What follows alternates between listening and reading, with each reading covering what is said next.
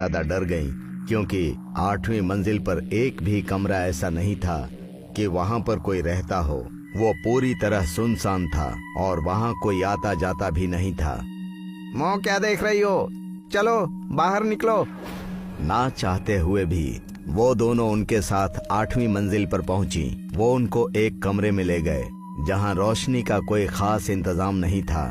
प्रियंका ने उन दोनों को चेयर पर बिठाया, फिर उसने टेबल पर 4 मोमबत्तियां लगाई और फिर एक बोर्ड टेबल पर रखा जिस पर आउजा बोर्ड लिखा हुआ था और उसके ऊपर एक गोल्ड शीशा रखा हुआ था।